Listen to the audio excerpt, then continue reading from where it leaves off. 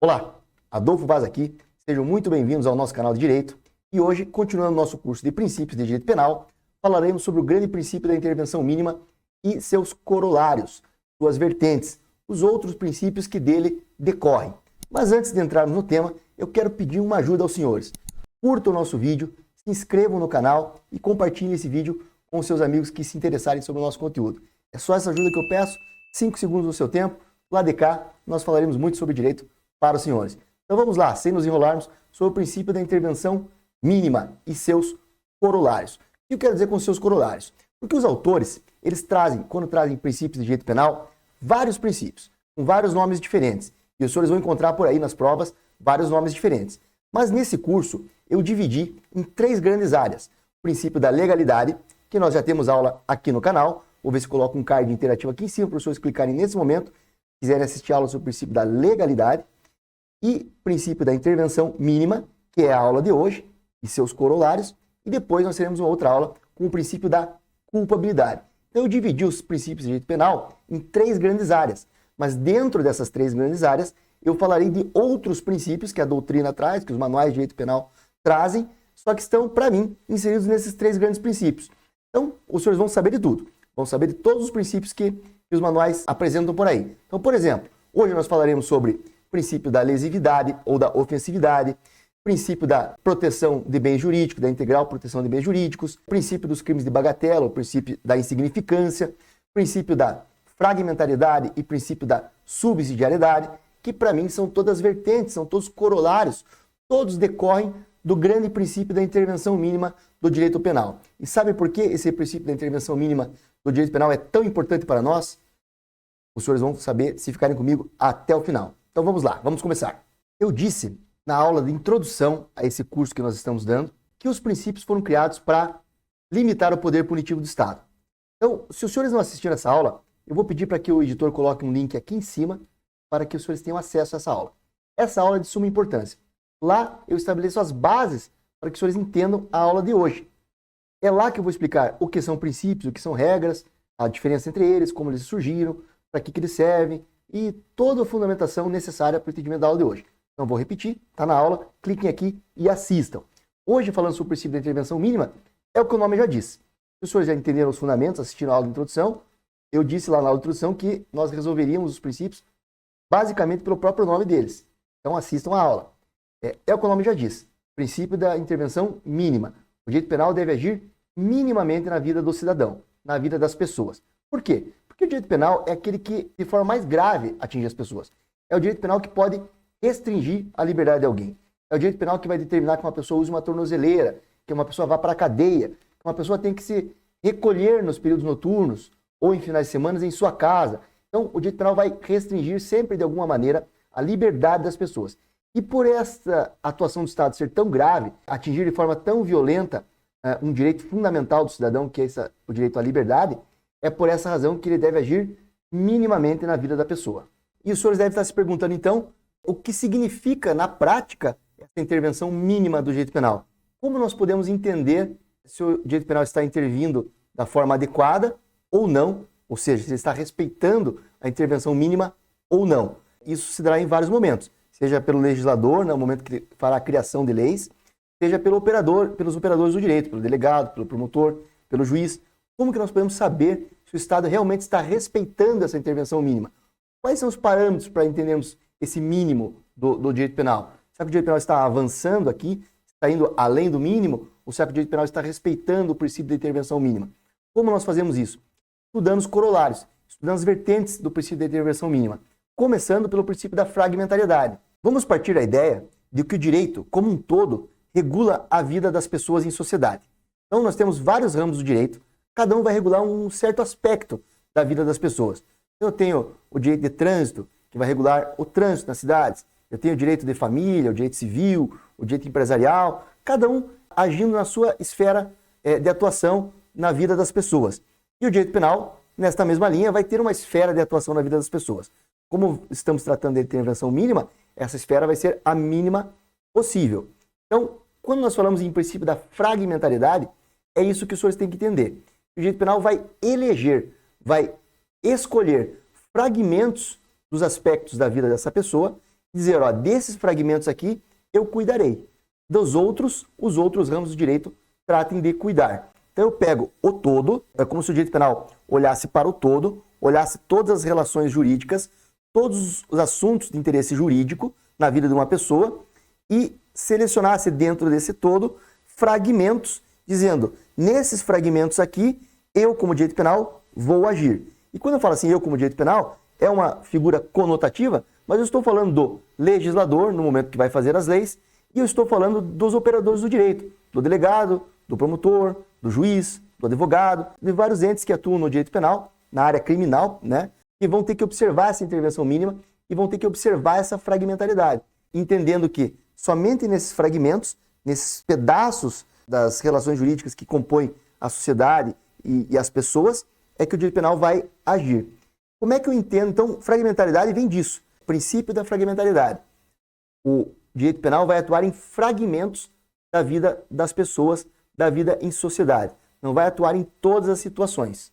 Precisamos saber, então, quais fragmentos vão ser tutelados pelo direito penal. Como nós sabemos que aquela situação é relevante o suficiente para ser de interesse do direito penal?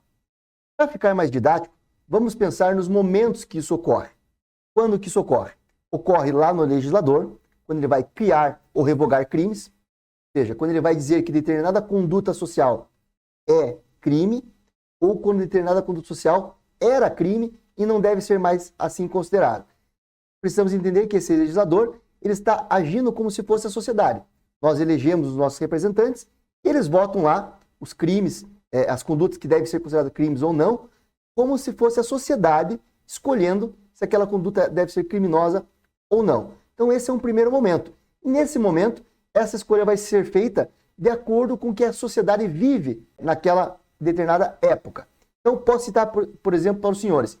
Em determinada época, por exemplo, quando foi promulgado o Código Penal, inicialmente, no seu artigo 240, ele previa o crime de adultério. Ou seja, você violar o direito do casamento, o direito ao matrimônio, e ali o bem jurídico era o direito matrimonial, era considerado crime. E punia-se tanto a pessoa que era casada e violou lá o casamento por meio do adultério, quanto a amante, que também, ou o amante, que participavam desse crime. Então você trair a sua esposa, você trair o seu marido, era, sob o aspecto do direito penal, considerado crime.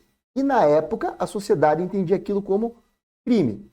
A sociedade evoluiu e chegou a um ponto em que a sociedade, por meio do legislador, decidiu que praticar o adultério não deveria ser mais considerado crime. Então a importância do direito envolvido, o direito matrimonial, a proteção ao casamento, ela perdeu relevância de acordo com a evolução da sociedade, a ponto de que se chegou à conclusão de que não era mais de interesse do direito penal. O que eu estou querendo dizer para os senhores é que essa escolha desses fragmentos, ela se dá com o tempo, paulatinamente. No momento da criação ou revogação de leis, né, criando ou revogando crimes, ou até pelo STF, pelo julgador, quando ele reconhece a constitucionalidade ou a inconstitucionalidade de um determinado tipo penal incriminador. Ele pode fazer isso à luz do princípio da fragmentaridade, colocando como fundamento que o direito envolvido não é mais essencial. Então, vou dar um exemplo aqui para os senhores. Vamos supor que o legislador não tivesse revogado o delito de adultério e o delito de adultério continuasse sendo previsto formalmente no nosso Código Penal ali existente. Será que se justificava hoje a aplicação desse crime? Continuar prendendo eventualmente pessoas por cometer o crime de adultério? Só que vamos supor que o legislador não revogou. Isso aí, em algum momento, cairia no STF. Para o STF decidir se o delito de adultério ainda atende o princípio da fragmentaridade ou não. E provavelmente, se houvesse um julgamento nesse sentido, provavelmente o STF diria que, na sociedade atual, não se revela mais tão importante assim o direito matrimonial ali para ser tutelado pelo direito penal. E concluiria, aplicando pelo princípio da subsidiariedade, que nós vamos falar na sequência, que outros ramos do direito são suficientes para tutelar a proteção ao casamento e que, portanto, o direito penal não tem mais interesse nesse momento. Então, o que eu estou querendo dizer aos senhores é o seguinte, que a escolha desses fragmentos se dá de várias formas ao longo do tempo pela sociedade, seja pelas pressões sociais, seja pelos julgamentos no STF ou no momento da elaboração de leis, criando ou revogando crimes. Próxima vertente do princípio penal da intervenção mínima, princípio da subsidiariedade. O que significa esse princípio? Que quando outros ramos do direito forem suficientes para proteger os bens jurídicos envolvidos numa relação jurídica, nós deixamos para esse outro ramo do direito tratar e o direito penal não entra em ação. O que significa dizer? Que o direito penal é aquele soldado de reserva e é o soldado mais violento. Então ele fica na última linha de atuação. Os outros ramos do direito vão atuando primeiro e eles vão resolvendo as situações jurídicas. Quando eles não derem conta mais, aí o direito penal entra em cena. Veja, lá na fragmentariedade eu falava da importância dos direitos envolvidos, né? Se os direitos ali eram essenciais, suficientes ou não para serem tratados no direito penal. Aqui eu não estou falando da essencialidade dos direitos. Nós já passamos pela fragmentariedade, já, por exemplo, reconhecemos que é um direito essencial, mas nós vamos perguntar agora se outro ramo do direito não pode cuidar dessa situação. Então, vamos pegar aqui, por exemplo, o direito à propriedade. O direito à propriedade é um direito essencial, tanto que existem crimes protegendo o patrimônio e protegendo a propriedade. Crimes de furto, por exemplo, é um crime, furto e roubo, ia falar, são crimes que protegem a propriedade. No caso do roubo, protege a propriedade e também a vida e a integridade física do cidadão, porque é um crime contra o patrimônio praticado mediante violência e grave ameaça contra a pessoa. Já o crime de furto é um crime praticado somente contra o patrimônio. Então, patrimônio e propriedade são essenciais para o direito penal. Porém, em determinadas situações, esse patrimônio e essa propriedade podem ser protegidos por outros direitos. E quando eles puderem ser protegidos por outros direitos, o direito penal não vai precisar entrar em cena. Dou aqui um exemplo. Imagina que eu tenho um imóvel e eu alugo esse imóvel para outra pessoa. Em determinado momento, essa pessoa não me paga mais o aluguel e continua no imóvel, não sai de lá. Eu posso me socorrer do direito penal para resolver essa situação? Até poderia. Estou sofrendo uma violação do meu direito essencial à propriedade. Então, o direito envolvido pela fragmentariedade até estaria preenchido. O direito ali à propriedade ele é essencial. Só que nós criamos outros ramos do direito que cuidam melhor dessa situação. Direito civil, direito imobiliário. Lá eu tenho as ações de despejo e eu posso me socorrer das ações de despejo para tirar essa pessoa e resolver o problema e restabelecer a minha propriedade. Se eu tenho um ramo do direito que resolve o problema e restabelece a propriedade, eu não preciso me socorrer do direito penal. Então, o direito penal é aquele soldado mais brabo que está lá atrás, ele é o soldado de reserva. Ele só vai entrar em campo quando os outros ramos do direito não forem capazes de resolver a situação. Esse é o princípio da subsidiariedade. Veja, nós estamos aqui dentro do grande princípio da intervenção mínima. E um vai complementando o outro. Intervenção mínima é aquele que diz, como eu disse no início, que o direito penal vai intervir minimamente na vida do cidadão, como ele é violento, ele restringe a liberdade das pessoas, e só vai agir quando estritamente necessário. Aí eu baixo aqui para a fragmentariedade e digo que só vai agir quando os direitos envolvidos forem essenciais e fundamentais e, por isso, devem ser tutelados pelo direito penal. Agora eu baixo mais um pouquinho e digo assim, mas mesmo quando o direito for essencial, se outro ramo do direito for suficiente para resolver o problema, eu deixo para outro ramo do direito. Esse é o princípio da subsidiariedade. Eu digo que o direito penal age por último. No caso ali, que eu dei de exemplo, o direito imobiliário resolve a situação. Então não preciso entrar com o direito penal em campo para resolver esse problema. E aí nós terminamos o princípio da subsidiariedade. Então, intervenção mínima, o Estado age minimamente, fragmentariedade, vejo se o seu direito ali é essencial. Sendo essencial, eu vejo agora por último se não tem outro ramo de direito para proteger essa situação. Se houver, não use direito penal. É isso que diz o princípio da subsidiariedade. Dentro dessa ideia do grande princípio da intervenção mínima do direito penal na vida das pessoas, nós temos ainda 4 princípios. Princípio da alteridade, criado por Klaus Roxin, princípio da ofensividade ou da lesividade, princípio da adequação social e princípio da insignificância ou crimes de bagatela. Vamos começar pela alteridade do Roxin. O que diz o Roxin? Que não se pune a autolesão.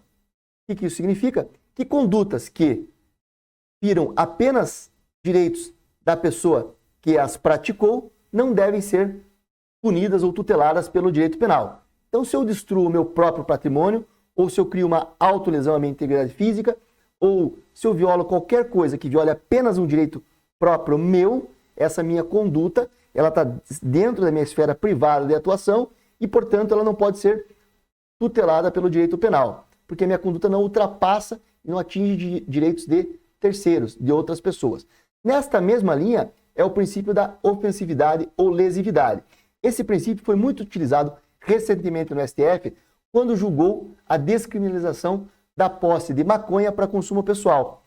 Se os senhores quiserem ver mais sobre esse julgamento, nós temos um vídeo aqui no canal. Vou pedir para colocar um link agora aqui em cima, caso os senhores tenham interesse. É só clicar ali. Os senhores vão aprender muito sobre a intervenção mínima do Estado nesse julgamento da maconha.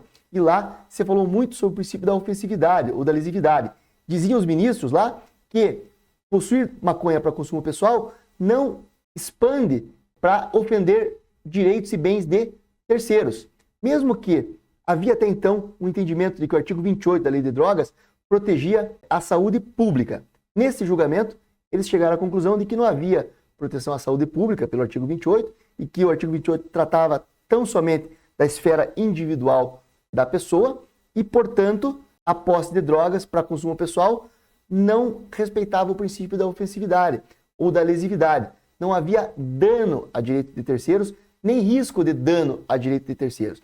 E por não obedecer ao princípio da ofensividade ou da lesividade, o STF entendeu por bem em descriminalizar a conduta de posse de drogas para consumo pessoal, tornando ela apenas uma infração administrativa.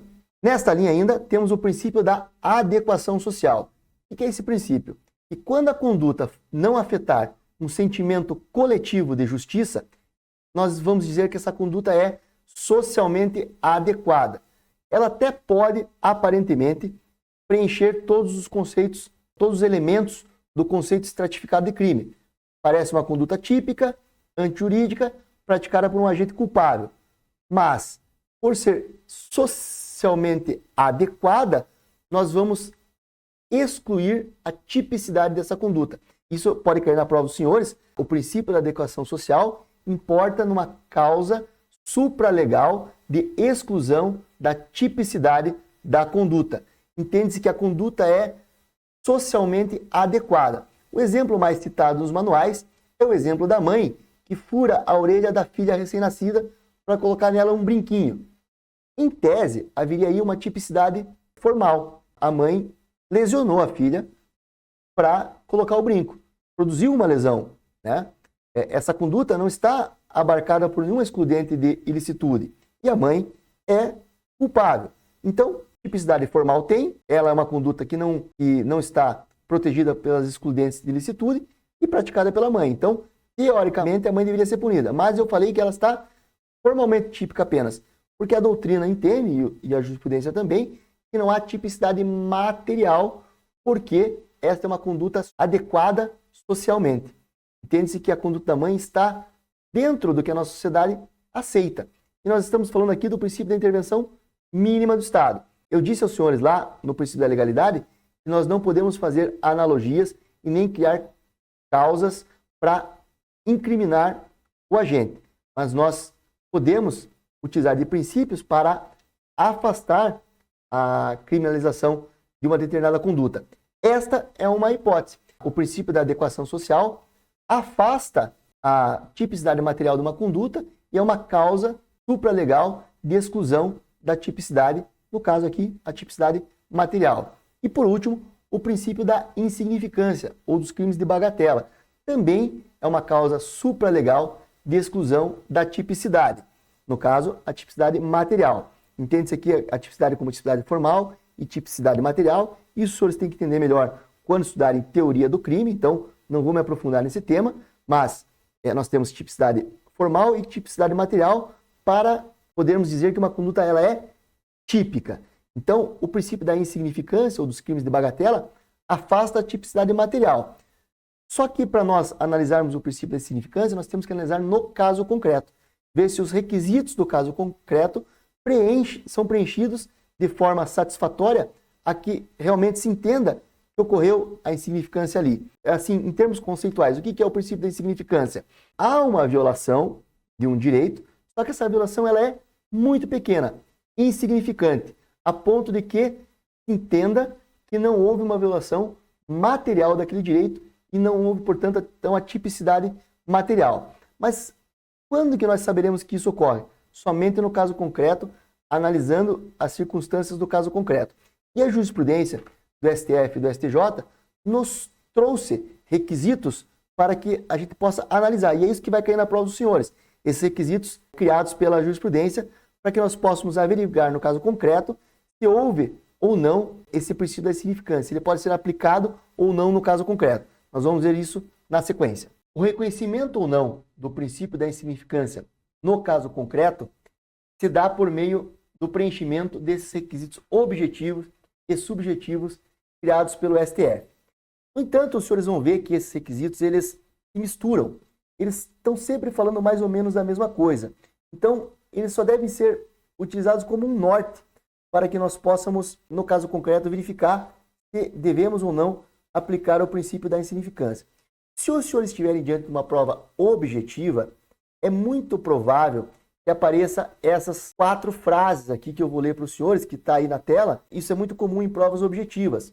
Que os senhores conheçam esses requisitos objetivos, que é a mínima ofensividade da conduta, a ausência de periculosidade social da ação, o reduzido grau de reprovabilidade do comportamento e a inexpressividade da lesão jurídica.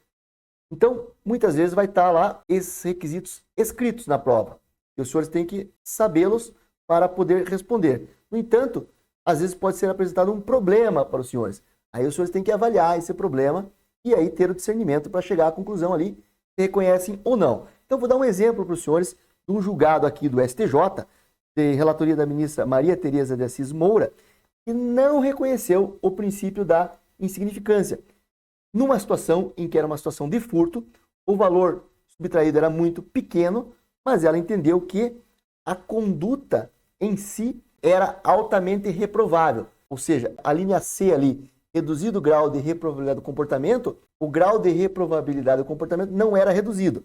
É o seguinte julgado: não se aplica o princípio da insignificância ao furto de bem inexpressivo, valor pecuniário de associação sem fins lucrativos, com o induzimento de filho menor a participar do ato. No caso em análise, teria a paciente, segundo a denúncia, subtraído um cofrinho contendo R$ 4,80 da Associação dos Voluntários de Combate ao Câncer, induzindo seu filho de apenas 9 anos a pegar o objeto e colocá-lo na sua bolsa.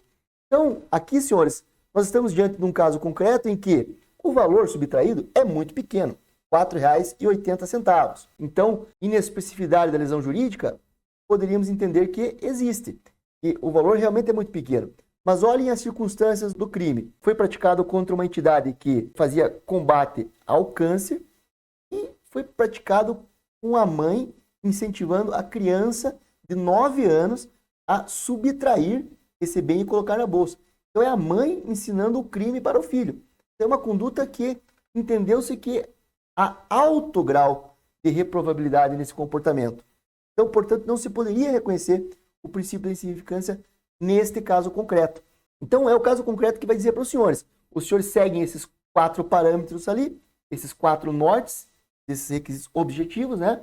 Mínima ofensividade da conduta, ausência de periculosidade social da ação, reduzido grau de reprovabilidade do comportamento e inexpressividade da lesão jurídica. E também observem requisitos subjetivos. Os requisitos subjetivos têm mais a ver com a pessoa do agente.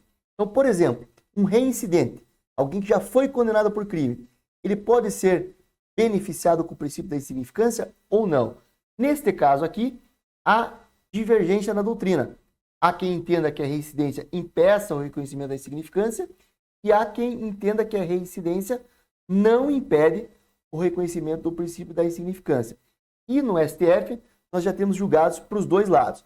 De novo, eu recomendo aos senhores que olhem o caso concreto apresentado. Digamos que a pessoa foi condenada há muitos anos atrás, lá por um crime de trânsito, direção sob a influência de álcool. E aí ela é posta a julgamento por ter feito uma subtração ali de R$1, R$2. Me parece que essa reincidência ali, no caso concreto, eu entenderia que se aplicaria o princípio da insignificância. O STF já entendeu nesse sentido. Então, a resposta dos senhores nesse sentido não estaria errada. Mas aí os senhores têm que avaliar o caso concreto, que vai ser dado aos senhores, seja numa prova ou na vida profissional. Criminoso habitual. Não se admite o reconhecimento da insignificância. Então, aquelas situações, por exemplo, daquele réu que pratica furtos de forma reiterada. A vida dele é frequentar lojas e fazer furtos de pequeno valor de forma reiterada nessas lojas. Então, embora se analise de forma individual que a conduta possui mínima expressividade de lesão jurídica dessas lojas, essas grandes lojas, o criminoso habitual, ao se reconhecer o princípio da insignificância para ele, estaria se incentivando a prática criminosa, né? E por isso, para o criminoso habitual, a jurisprudência é no sentido de que o princípio da insignificância não deve ser reconhecido. Militares, também, segundo o STF, não é aplicável o reconhecimento da insignificância para crimes cometidos por militares, em razão da situação de hierarquia que eles estão subordinados, os princípios que regem a própria corporação militar e a reprovabilidade da conduta de alguém com essa posição social e com a função que deve cumprir vir a praticar um crime. Então, para militares, entende-se que não deve ser aplicado o princípio da insignificância. Condições da vítima. Aqui, um exemplo do livro do professor Kleber Masson. Ele dá um exemplo de um furto de uma bicicleta velha, empoeirada, totalmente deteriorada, enferrujada, está lá no pátio de alguém, no fundo do quintal de alguém, sem utilização nenhuma. Essa bicicleta não vale nada no mercado. E há o furto dessa bicicleta. Essa é uma situação. Agora, um furto de uma bicicleta no mesmo estado de deterioração. Também velha, enferrujada, meio destruída. Só que essa bicicleta está sendo usada por um pai de família que é pedreiro e que ele se usa para o deslocamento para o trabalho, para ele cumprir as funções dele. E retirar essa bicicleta desse pai pedreiro vai atrapalhar, inclusive, no que ele possa exercer a sua atividade laboral. Então, essa condição da vítima também deve ser analisada, segundo o professor Kleber Masson, para que nós avaliemos se há reconhecimento da insignificância ali ou não. Essa posição aqui não é tão aceita totalmente por todos os doutrinadores e pela jurisprudência. Eu já vi em provas em que a condição da vítima não deveria interferir no reconhecimento ou não do princípio da insignificância. Mas o professor Kleber Masson traz esta situação e, como é um professor relevante, nós devemos levar em consideração. Vamos entender também em quais crimes que não são aplicáveis o princípio da insignificância. Melhor do que nós vermos os crimes em que o princípio da insignificância é aplicável, vai ser na maioria, vamos pela minoria, pelas exceções, naqueles crimes em que nós não devemos reconhecer o princípio da insignificância. É o que os senhores precisam saber para as provas aí.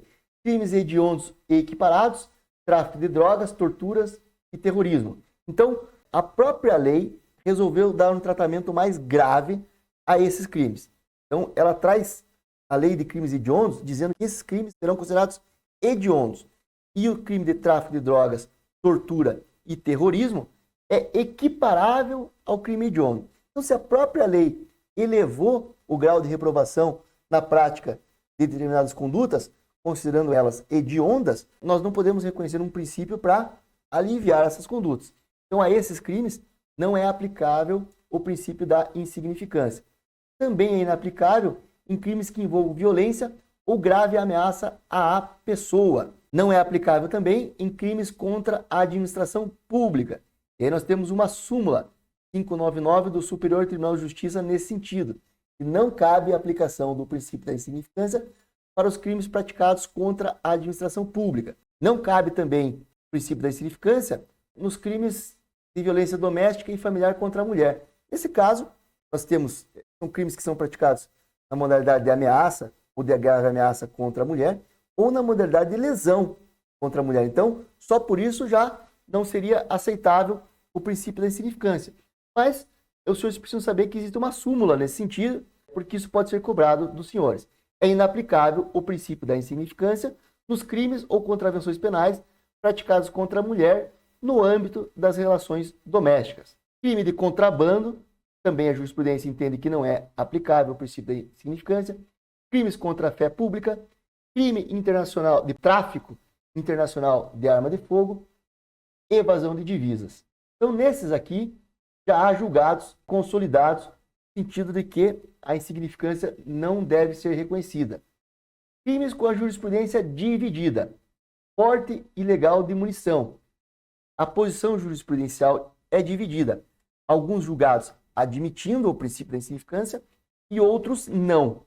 Então, em relação ao porte de munição, a pessoa que está caminhando, está em via pública, está portando essa munição fora da sua residência ou fora do seu local de trabalho. há decisões para os dois lados. Algumas entendendo que pode-se reconhecer o princípio da insignificância, outras entendendo que não se pode reconhecer o princípio da insignificância.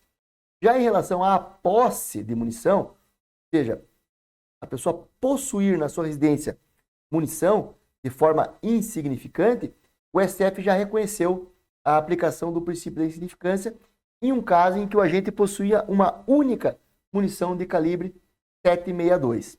Rádio pirata, que é a utilização de ondas sonoras e de radiofrequência sem ter a autorização para isso, isto é, crime. Já há entendimento também divergente em situações em que se reconheceu o princípio da insignificância e situações que não se reconheceu. Por último, nós podemos falar aqui de um tema também trazido pelo professor Kleber Masson em seu manual de direito penal, sobre o princípio da insignificância imprópria ou da criminalidade de bagatela imprópria.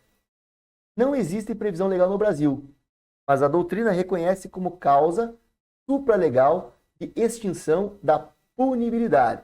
Eu trouxe isso aqui para os senhores como uma curiosidade e porque eventualmente pode ser abordado também em provas como tentativa de confundir os senhores, no sentido de que o princípio da insignificância exclui a tipicidade material da conduta. Então, quando falar só princípio da insignificância, é a exclusão da tipicidade material. Quando vier a expressão princípio da insignificância imprópria, isso pode vir em alguma questão, ou da criminalidade de bagatela imprópria, lembrem que daí é causa supralegal de extinção da punibilidade e não de extinção de afastamento da tipicidade material. São os casos em que, embora se tenha reconhecido a prática de um crime, entende-se que a aplicação da pena ao agente é muito desproporcional ao ato criminoso praticado. E por isso, o princípio da insignificância imprópria deve ser reconhecido no caso concreto. Os fatores que recomendariam o reconhecimento do afastamento da pena seriam sujeito com a personalidade ajustada ao convívio social, ou seja, primário e sem antecedentes criminais, colaboração com a justiça, reparação do dano causado à vítima, reduzida a reprovabilidade do comportamento, reconhecimento da culpa e ônus pelo fato de ter sido processado ou preso provisoriamente. Então, são casos, por exemplo, eu na prática nunca vi, só vi na doutrina, mas seria um caso de alguém que eventualmente foi condenado, de fato, pela prática de um crime, mas o juiz, ao final, entende que a pena a ser aplicada é muito desproporcional ao crime que ele cometeu. Não houve reconhecimento do princípio da insignificância, porque se tivesse havido, teria afastado a tipicidade da conduta. Entendeu-se que não seria aplicável ao caso concreto o princípio da insignificância, mas todas as condições favoráveis, e eventualmente ali pela a linha F, o ônus dele já ter sido processado, ter ficado preso durante um tempo do processo ainda, ao final o juiz poderia reconhecer esse princípio da insignificância imprópria ou da criminalidade de bagatela imprópria. Como eu disse, senhores, na prática eu não vi um crime desses ainda, mas como a doutrina traz, nós trouxemos aos senhores para que os senhores conheçam mais desta modalidade. Acho que terminamos por aqui o princípio da intervenção mínima. Nós poderíamos ainda aprofundar em cada um dos princípios citados mais elementos, mas aí ficaria muito extenso. De uma forma geral, era isso que tínhamos para tratar do tema.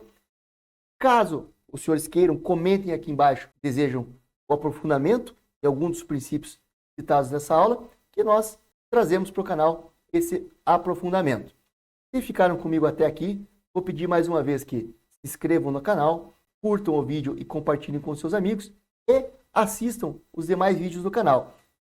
Para o entendimento dessa aula, vou reforçar mais uma vez, de forma redundante, mas é porque eu quero que os senhores assistam a aula de introdução aos princípios.